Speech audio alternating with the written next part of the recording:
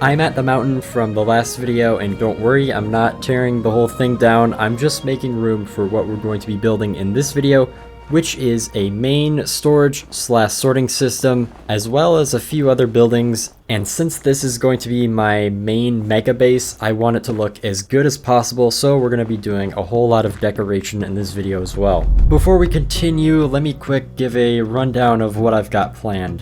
First, I'm going to build the functionality component of the storage system. That's all the redstone and stuff. That is going to be the interior of a giant building that I'm going to make around it. I'm going to connect that to another building, which I'll talk about the purpose of later. That one's also going to have an interior that's connected to the other building.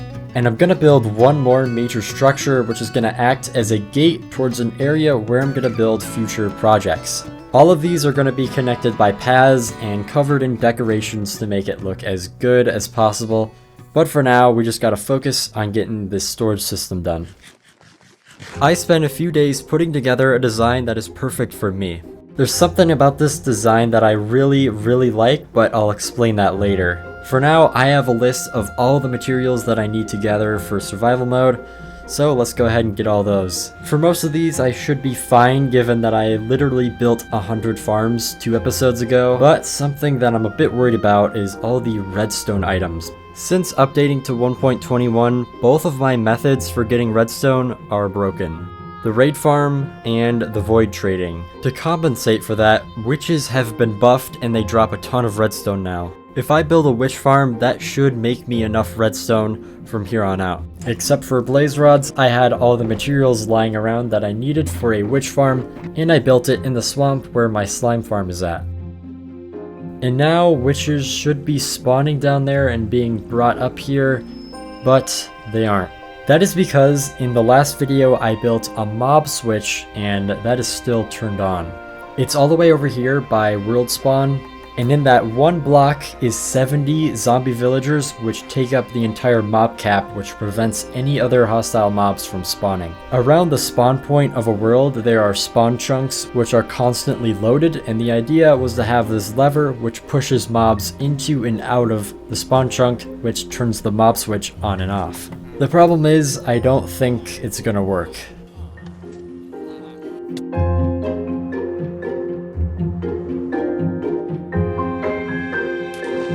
There's a baby drown, but it's holding an item so it doesn't despawn. This one doesn't count. Other than that, there are no mobs spawning, which means that, yep, it doesn't work. Or maybe it works too well. There's a lot of confusing mechanics at play here, but basically, I need the mob switch not on the green border, but on the red border. You can see here, I already tried it, but it didn't work. And now I know it's because the twisting vines that I used to prevent entity cramming, they would get broken by the lever, picked up by a zombie villager, and for some reason, zombie villagers that are holding items don't count towards the mob cap. It probably has something to do with how they don't despawn, as we've seen, but whatever. What I need to do now is get 70 traded with zombie villagers in this spot. So I fixed everything up, I moved the zombie, and I traded with 70 more villagers. All of that took 12 Minecraft days, which was mostly waiting for the villagers to spawn. I can get rid of these zombies. Might as well fix my tools. And now let's turn it on. No mobs are spawning, that's good. Turn it off, and there are mobs spawning, perfect.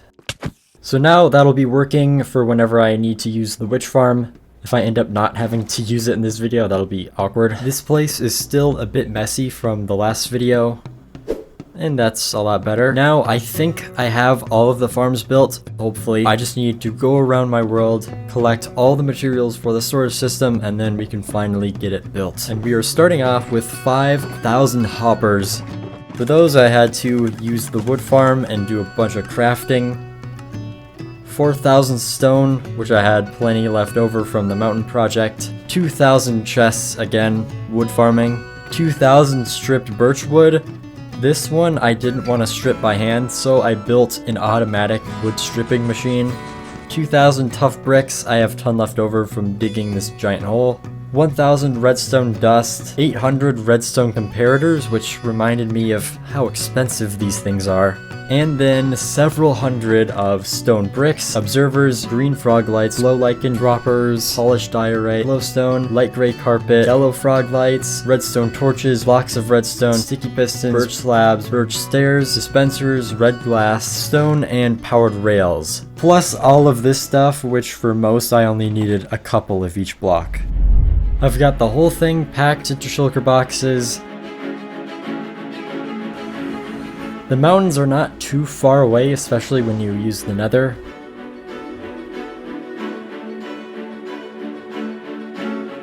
And this is the area where we're going to be working in this video, and you can see I already made a sizable hole in the mountain.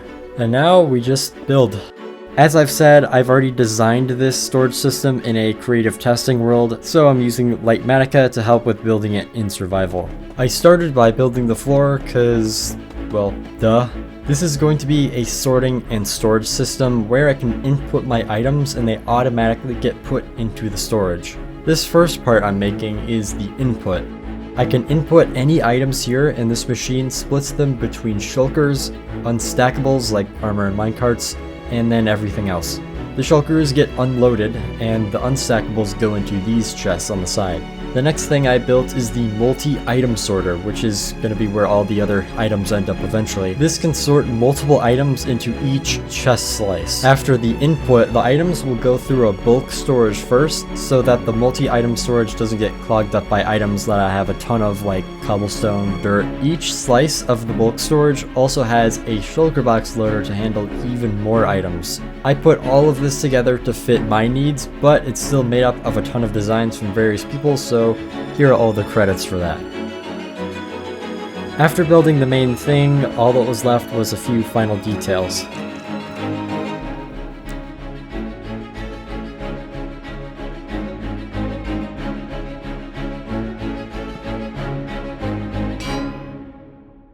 Alright, that is the storage system that I'm probably going to be using for the rest of this series all done. The decorations and stuff, we'll do that later. Now let's give this thing a test, even though I know it's gonna work. Let's input an empty shulker box, a shulker box with items in it, some items, and an unstackable item.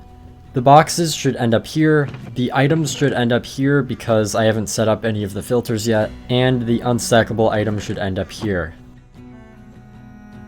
I have some lights here to tell me what's going on. This means that it is working, so now we just gotta wait a bit for these to finish.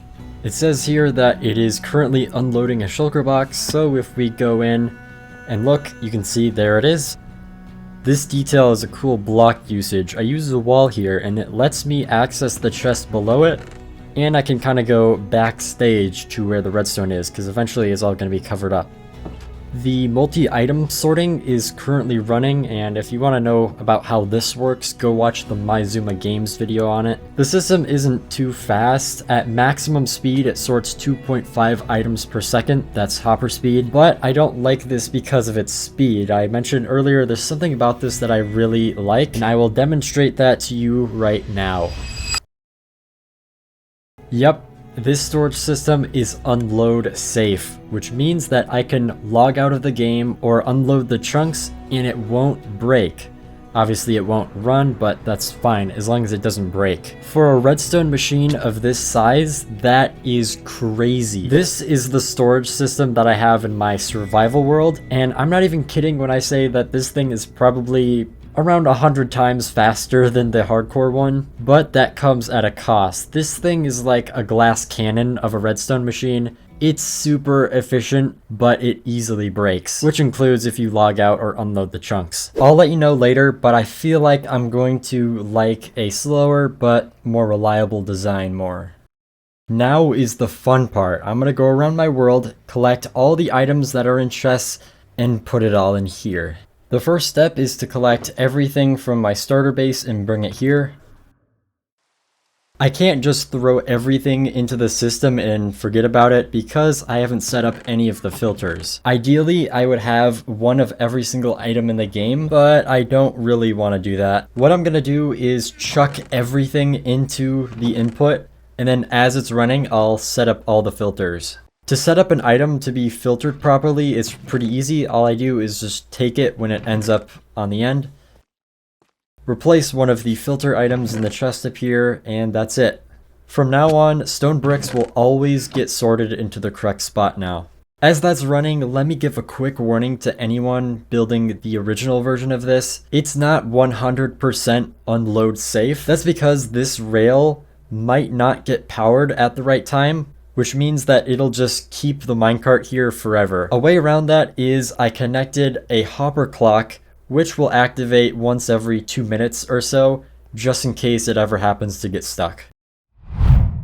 It's only been an hour or so, and it is becoming more clear to me how slow this thing is. Long term, that's not something that I'm worrying about because I'll never sort this many items at one time ever again. But right now, I'm pretty much sorting everything that I have in chests, not just from my base, but all over my world. So I'm also going to be doing stuff by hand as this thing is automatically running. Setting up the bulk item storage is also going to be pretty easy. This much obsidian is definitely not going to fit in the multi-item storage, so I'll put one obsidian there for display. I'll just put a stack in the hopper, and there we go. Now all the obsidian from the input will end up here before it goes through the multi-item storage.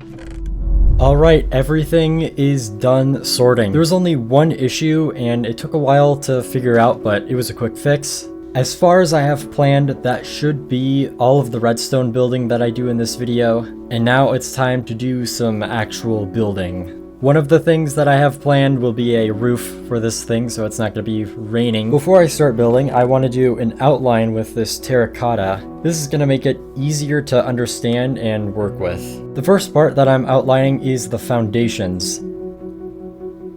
They're going to be made of stone. They're not going to look super great, but I want to have some stone platforms to have the buildings be on and also be able to walk around on.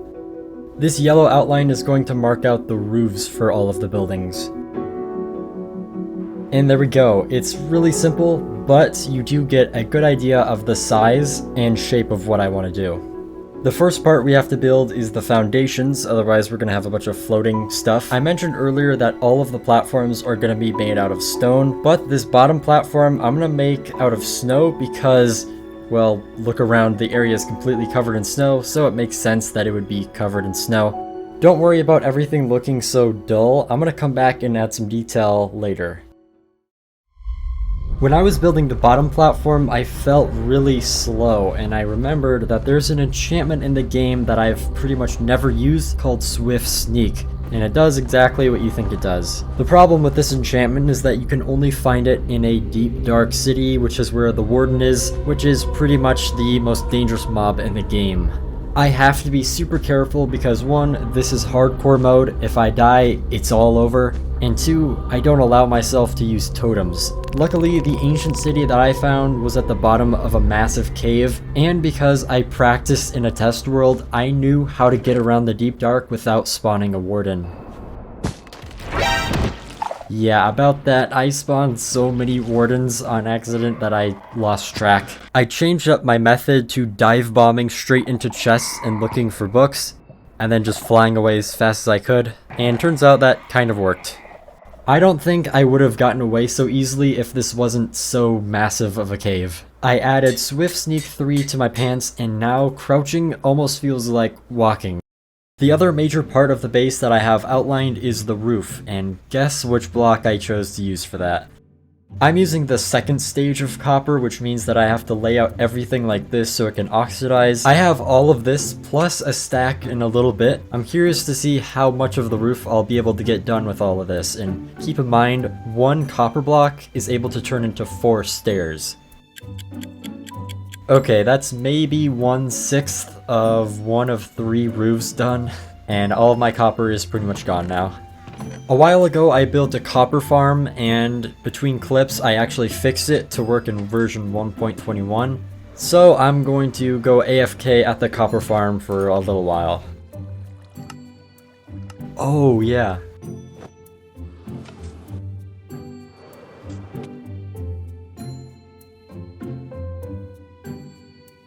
I got the biggest roof all done, and man, that took way longer than I thought it would. A copper aging machine is definitely on my list of things to do in the future. I still have the other 2 roofs to do, but I want to focus on the main building right now. It's not completely covered because in this area we're gonna connect it to the second building, so I'm just leaving it open right now. I started putting in another floor because I don't think this whole thing needs to be open. And I also started putting up pillars, which we're gonna have instead of walls on the building. If I take a step back and get a good look at this building, some of you might find it familiar.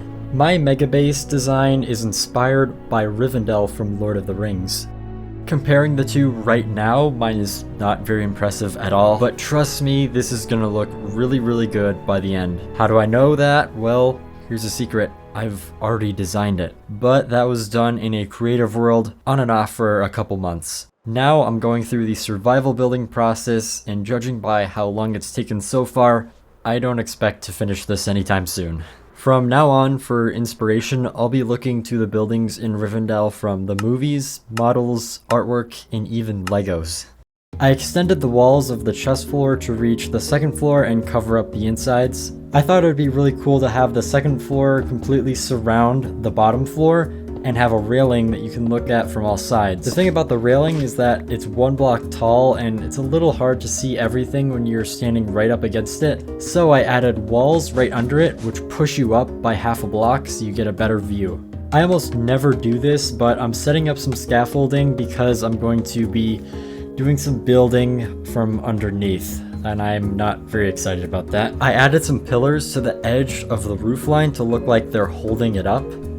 I flattened out the ceiling a bit from the inside with spruce. Building from below is still annoying even when I'm using Lightmatica. The reason I haven't been showing what that looks like in first person is because it looks pretty bad. Over on the left side of the building, or right side, I guess it depends, I added an entrance and I made the roof come to a point on the edge.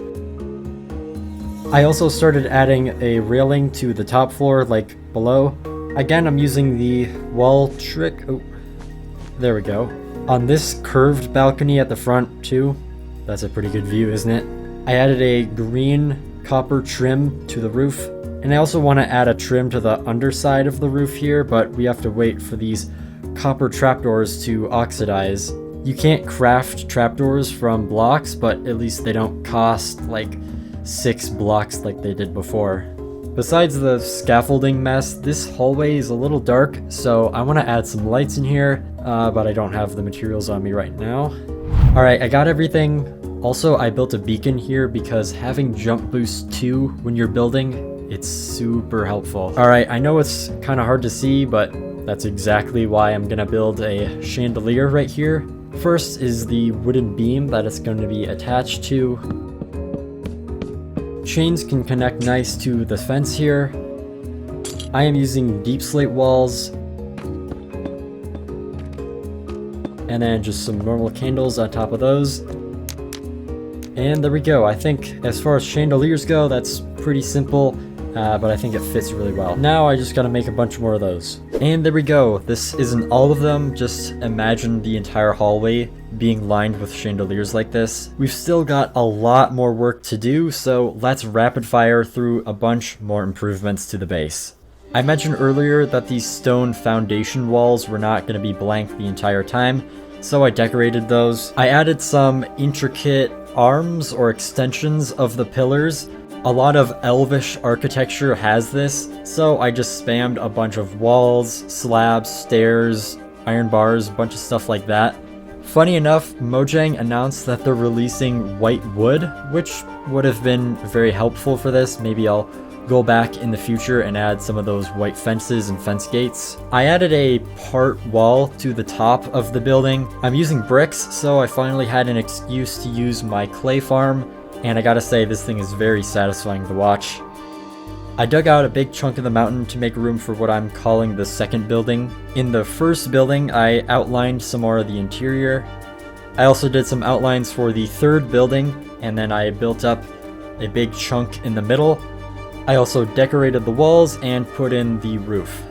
Speaking of roofs, I built this small roof that's next to the first building. Next to that, I added a path that leads up to the left entrance that I built earlier. I started building the ceiling for the main building. I'm using ideas like the spruce support beams and the chandeliers that I used on the lower floor.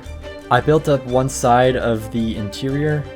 I extended that railing design that I showed earlier, and I built up the steps that are going to lead to the floor of the second building.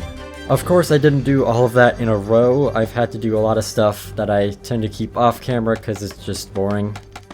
Well, that's a good chunk of progress all done. It's been 2 months so far, and hopefully it doesn't take 2 more months to finish.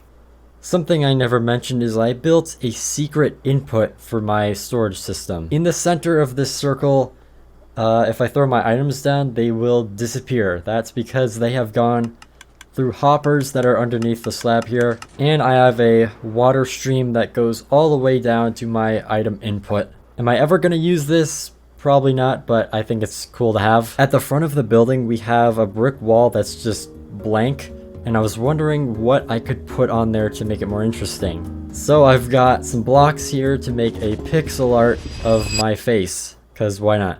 If we take a look from further back, you can see I've got my face there, but it just doesn't look right. I haven't really mentioned color at all throughout this build process, but I have been very aware of the colors that I'm using. This is my block palette here. The environment that I'm building on, which is the mountain from the previous video, it has 0 color. Eventually I'm gonna get rid of these. That's why my color palette for this build is desaturated, you could call it. I'm not using any harsh colors like concrete or wool. The prismarine is pretty much the brightest color that I have here. So that's why when I use colors that are accurate to the face of my skin, it still stands out. So I'm going to show you how you can fix up your colors if you find yourself in a similar situation. What I want to do is take this design and desaturate it. The face is on a brick wall, and bricks are a good block that fit with my color palette for this build. So the idea is I want all of these blocks to have a brick tint to them. There are 2 ways that I would go about doing this. The first is using a color palette. You can find a bunch of these online. I use this one from Tom on Mars. Color palettes are good because you can see every block in the game laid out in one image, but if I wanted to find the block that's somewhere in between cyan and white wool, well, it's definitely not red. For something like this, I would use a website called HueBlocks. You can select 2 of any textures and then automatically generate a gradient between those. To give each block a brick tint, as I said, I'm going to pick bricks to be one side of the gradient, and then on the other side, each block that I used, I don't really need a gradient, I just need to find a block that's somewhere in between. Replacing all the original blocks makes it go from this to this. It still looks a little goofy because, well, it's just my face, but the colors do match a little bit better. If you download the world and choose to put your own face on here, hopefully that'll help.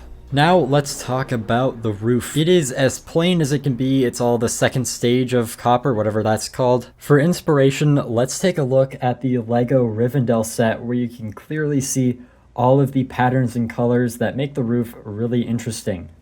I replicated this look in Minecraft with some zigzags and dots. I put that same pattern on the other side of the roof, and I also put a pattern on this roof. If we look at some Rivendell models, you can see there are some parts where the roof caves in a circular way, I guess. That's the best I could describe it. This spot right here is meant to be the main entrance, so I think this would be a good spot to cave in the roof. Also, I want to put a statue right here in the middle of the stairs, and that wouldn't really be possible right now. I did fix up the walls around it a little bit, but cutting a hole in the roof made it so much better. I've got some materials here, now let's build that statue I was talking about.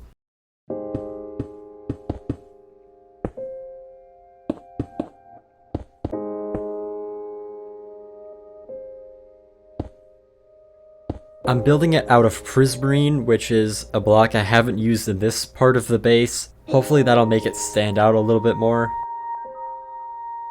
I'm also using quite a few glass panes, and the idea behind this is not that the statue has glass on it, but you can get more detailed shapes of walls when you use glass. The glass itself is something you just ignore. I'm adding some white blocks to the top of it to look like snow has gathered on the statue.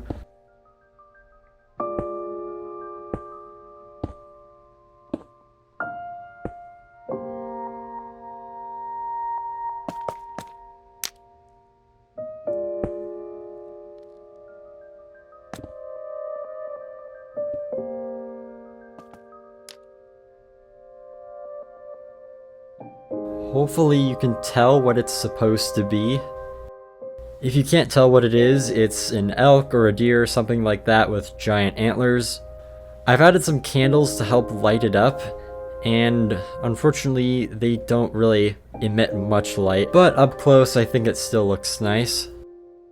Okay, now let's talk about everyone's favorite stone block, diorite. Diorite is one of the main blocks that I've been using, and especially in the interior, I'm going to be using it a lot more. I still have some left, but that's not much. Something you may not know is that you can craft diorite with cobblestone and quartz. But people don't ever really do this because quartz has much better uses. Most of the time, it would be better to just mine for diorite by hand, unless you have a super efficient gold farm and bartering farm, which I have right here. Unfortunately, both of them are kind of broken. This one should be a very easy fix. All I gotta do is... There we go. And now for the gold farm, it's not broken, but I made this before the crafter came out. And I've got all the materials here to build a new crafting setup. Pum4, who designed the farm, also came out with a crafting design that turns all of the gold nuggets into gold blocks. Now I just gotta AFK at the gold farm while the bartering farm is running. I built this thing to break down all the gold blocks into gold ingots automatically with a shulker box unloader designed by Kale. It's only been a couple hours, but look at all of this quartz that we've got here, and I'm sorry if this upsets you, but I will be turning all of it into diorite. Now I should be good on all the building materials. I know I haven't showed myself gathering those at all, but I'm mostly just using the farms that I built in episode 2 of the hardcore series. Something annoying that's happened is my tree farm has broken like 3 times. Also, the item sorter did break, but I think that's because I put filter items through the sorting system like I said I definitely should not do. Everything should be all good now, and I just want to put in some hours and get a lot of this building done because we do still have a lot more to go. Now that I had some more of the interior done, I did the overhang part of the ceiling. I replaced a lot of my torch spam with some actual lights. I built up another chunk of the wall. This one has a doorway to the next building. I'm gonna hold off on doing the roof of this middle building for now and do the interior. Like the storage building, the wall to the outside isn't really a wall, it's more like a bunch of pillars. I also built up most of the interior, and I'll talk about its purpose later. I wanted to finish up this third building that we have here. I added a lot of blocks like diorite, clay, and even warped wood. I made the building very worn down and cracked to look like it was a solid chunk of stone that's been weathered over time. Speaking of weather, I added a bunch of snow to make it fit in with the environment.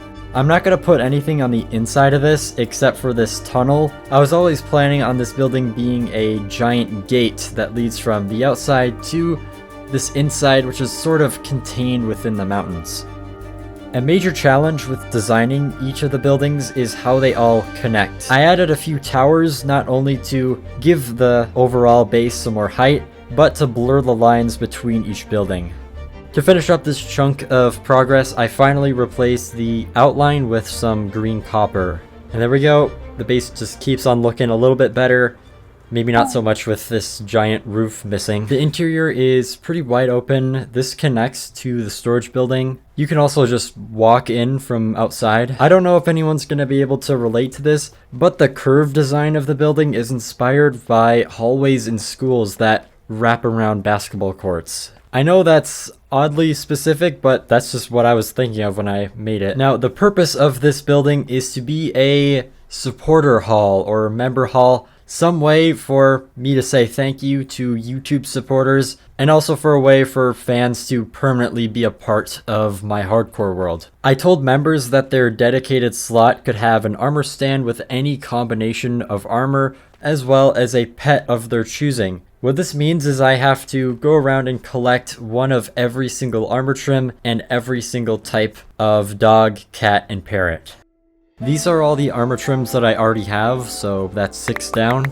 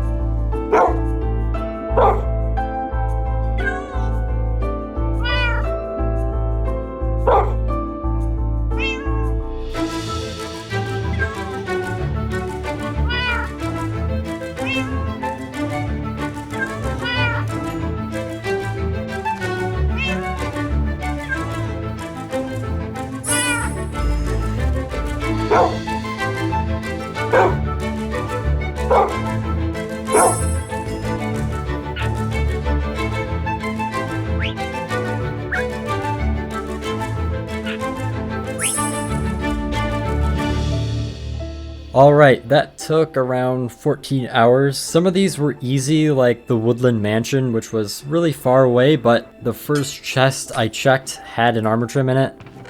Others I didn't find so easily. The 2 that are found in the deep dark, those took a while, and I even made a warden switch to help with making that go faster and also not dying. To get these 2, I did the trial chambers for the first time ever, and it was really easy because I've got pretty much the best gear you can get. Getting all of the wolves took longer than it probably should have. Most of my time spent in this world has been in 1.20. That's before the new wolf variants got added to the game, and apparently they just won't spawn in biomes they're supposed to if it's loaded from a previous version. After I had gotten all of them, I remembered that I can just delete chunks with this program and then reload them with the current version. I also made an armadillo scoot farm in case I need to be making some wolf armor.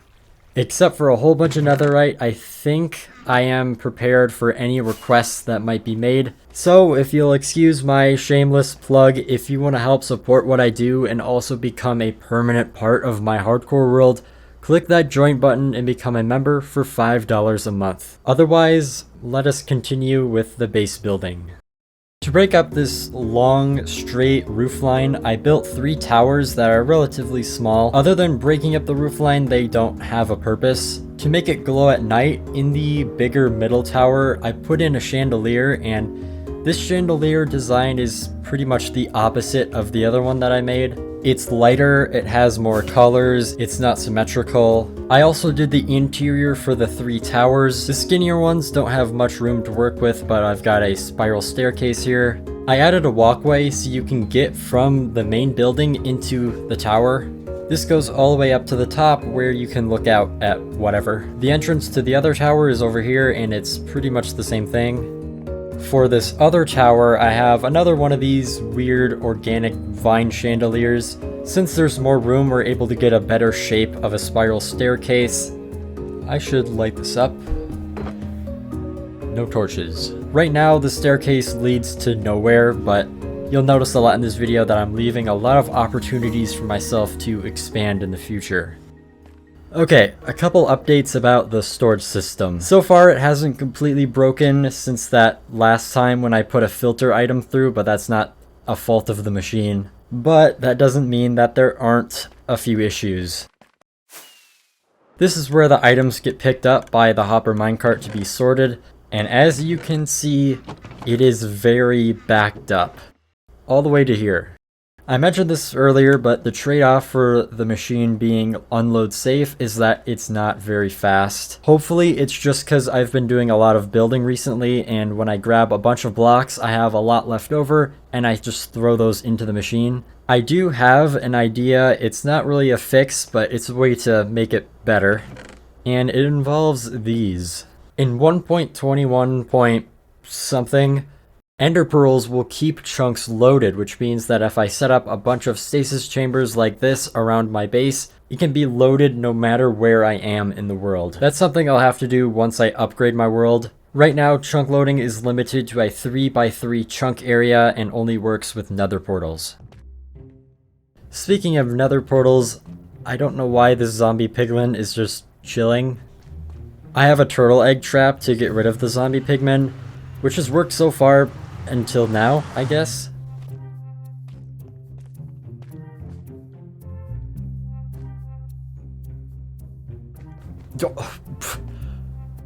Another one. Another one.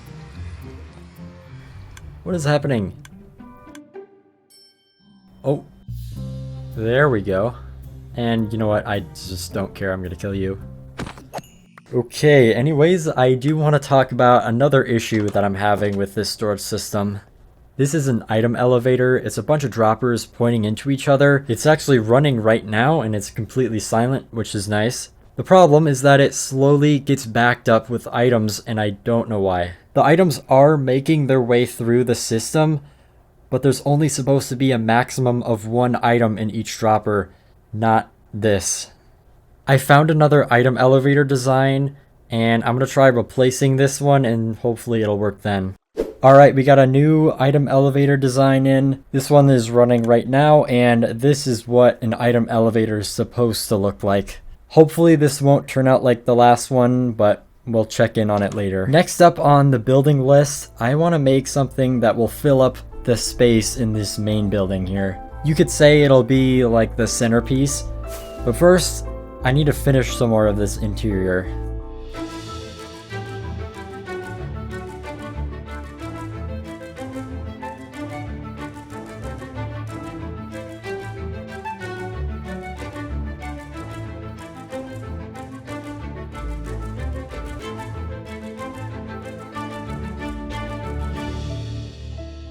Alright, most of the interior is done now. These stairs will lead up to the smaller tower. These stairs will lead up to the top floor. I've been doing some more of this overgrown type of lighting, and also I've got a cornucopia here which is spilling onto the floor for decoration. This video should be coming out around the time of Thanksgiving, so there you go. This part was really awkward to build because I had to be careful not to go outside of the pre-existing terrain, and also I don't really know what to do with this space.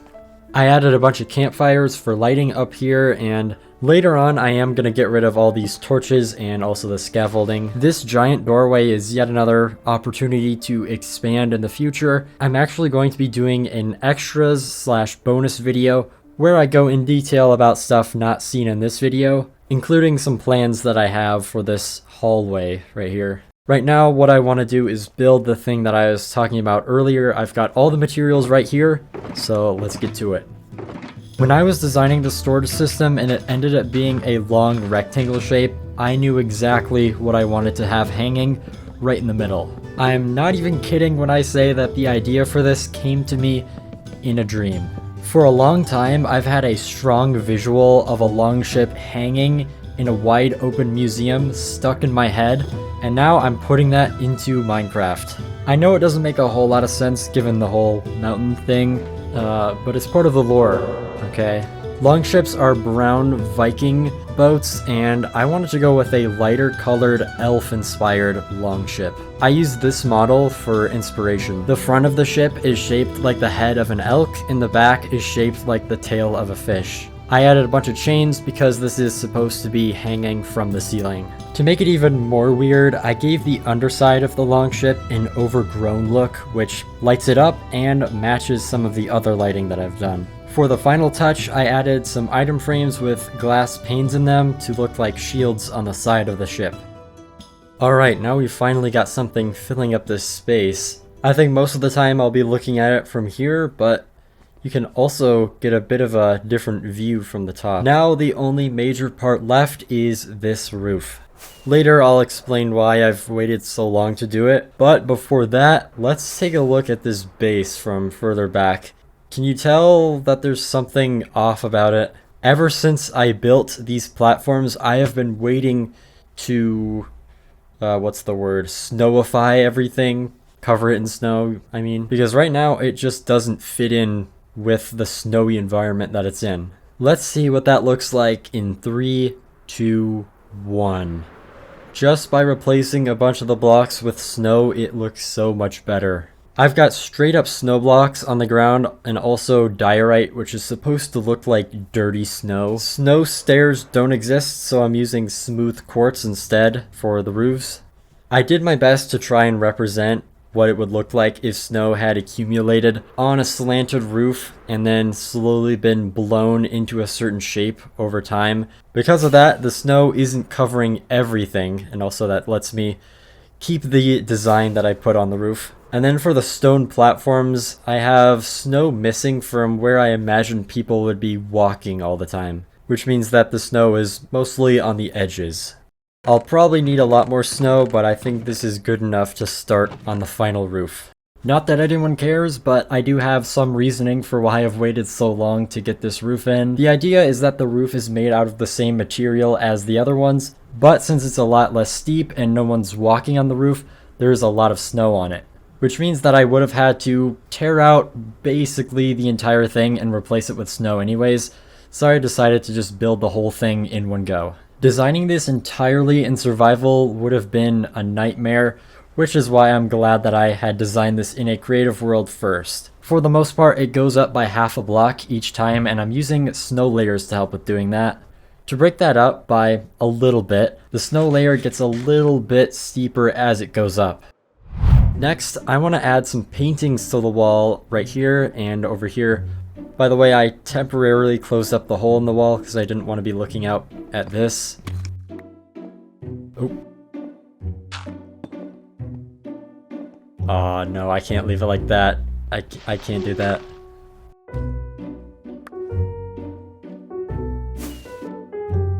Watch this. Okay, anyways, I'm gonna clear out some room here for the paintings. I know that paintings are an item that exists in the game, and actually some new ones got released in the last update, but I actually prefer just using blocks arranged in a way that looks like a very, very, very low resolution image. I've got all my blocks here, I've got my reference on my phone over here, so let's do some Minecraft block painting.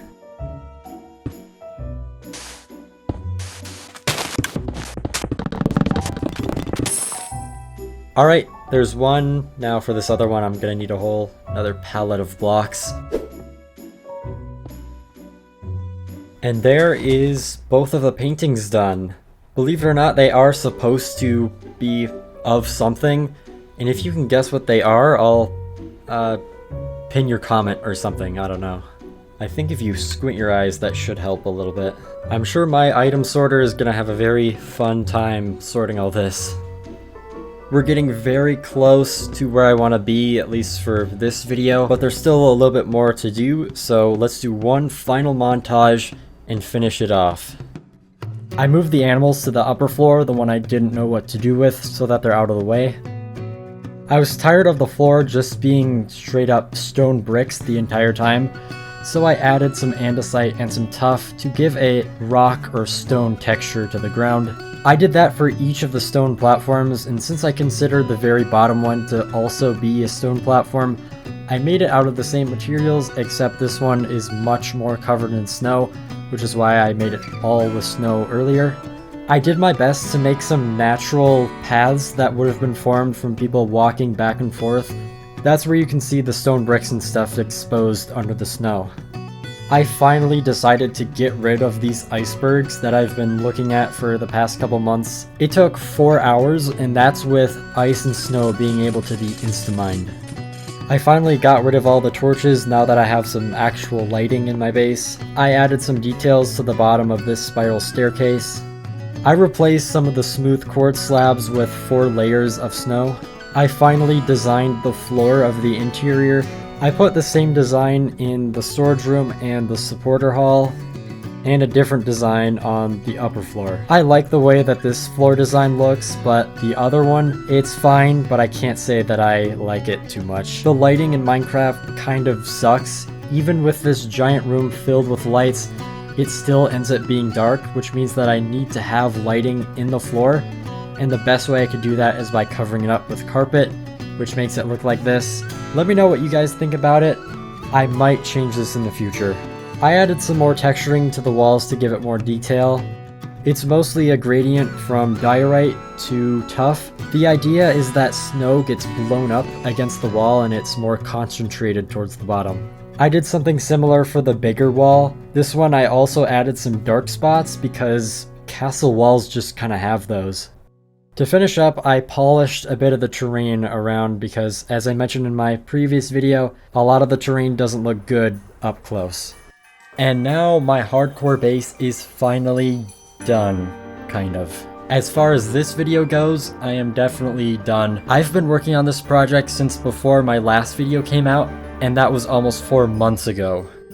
I mentioned we would check back on this item elevator to see if it got backed up like the last one did, and it did not. If you want a comprehensive tour and more info about the project, I will be uploading a bonus video on my second channel. The link to that is in the description. There's also a link to an updated world download free for everyone. If you enjoyed this video, leave a like and subscribe so you don't miss my once every 3-month uploads. As always, big thank you to YouTube channel members. Check out my Discord if you want to hear about progress on my upcoming videos. And yeah, bye.